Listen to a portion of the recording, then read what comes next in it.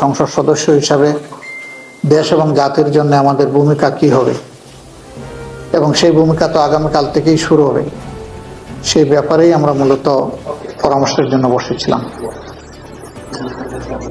আমরা এই আমাদের সংসদীয় দল বা জোটের এই অধিবেশনে নির্বাচিত সকল এমপি উপস্থিত ছিলেন। খোলামেলা আমরা কথা বলেছি, মতামত নিয়েছি, পরামর্শ নিয়েছি। আমরা চাই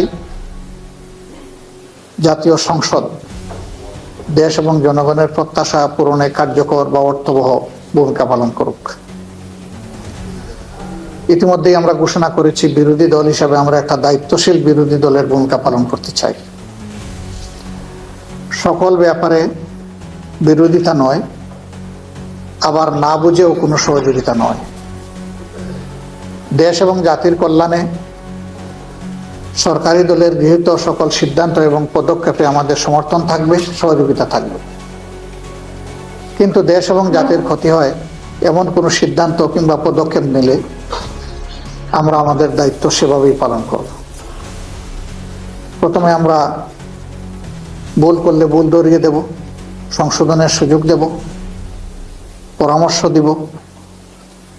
যদি দেখি পরামর্শে কাজ হচ্ছে না, প্রতিবাদ করব। প্রতিবাদে যদি কাজ না হয় তাহলে জনগণের অধিকারের পক্ষে আমরা শক্ত হয়ে দাঁড়াবো। তা আমরা চাই যে প্রথমটাই কাজ হোক, দ্বিতীয় তৃতীয়টার চতুর্থটার কোনো প্রয়োগের প্রয়োজন যেন না হয়। এটা সম্পূর্ণভাবে নির্ভর করবে সরকারের সদিচ্ছার উপর। যেহেতু তারা সংসদে সংখ্যাগরিষ্ঠ, তারা যদি সংখ্যাগরিষ্ঠতার বলে কোনো কিছু করতে চান পারবেন, কিন্তু যদি আলাপ আলোচনার মাধ্যমে যৌক্তিক বিষয়গুলোকে বিবেচনায় নিয়ে সিদ্ধান্ত গ্রহণ করেন তাহলে সেটা হবে জাতির জন্য উত্তম। এই সংসদটা হঠাৎ করে এইভাবে হয়নি, একটা বিশেষ প্রেক্ষাপটে হয়েছে। বাংলাদেশের প্রথম জাতীয় সংসদ তার মেয়াদ পূর্ণ করতে পারেনি, দ্বিতীয়টা পারেনি, তৃতীয়টা পারেনি, চতুর্থটা পারেনি। 91 সালে গঠিত সংসদই তার মেয়াদ প্রথম পূর্ণ করে বাংলাদেশের স্বাধীনতার পর।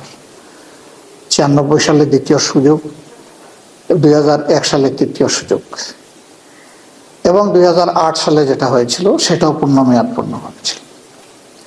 বাকি যেগুলা হয়েছে সেগুলাকে জনগণ নির্বাচন হিসাবে দেখে না, মানে না। এর কোনো নৈতিক বৈধতা ছিল না।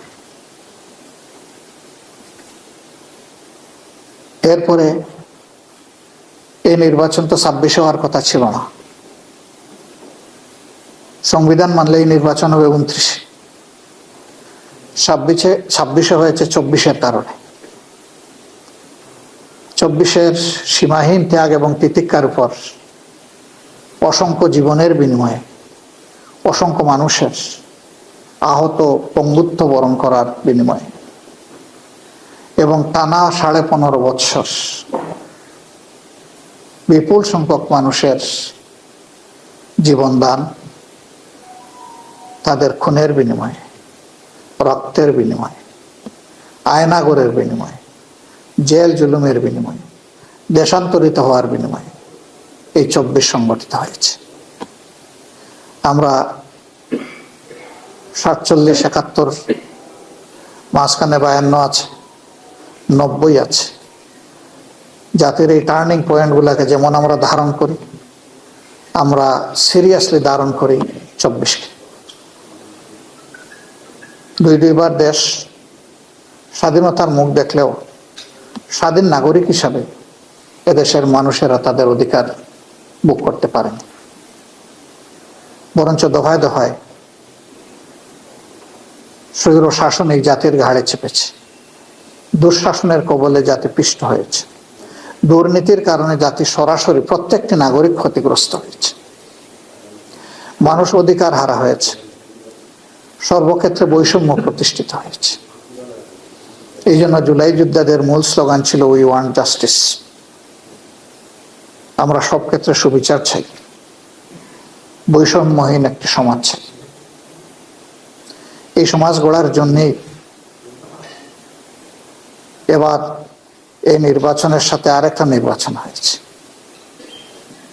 সংসদ নির্বাচন এবং সংস্কার পরিষদের নির্বাচন। যে অর্ডিন্যান্সের কারণে এই নির্বাচন, একই নির্বাচন একই দিনে হবে। একটা সংস্কার বিষয়ে জনগণের মতামত, গণভোট, আর একটা হচ্ছে সংসদ নির্বাচন হয়েছে। ফলাফল যেটা হয়েছে সেটা আপনারা দেখেছেন।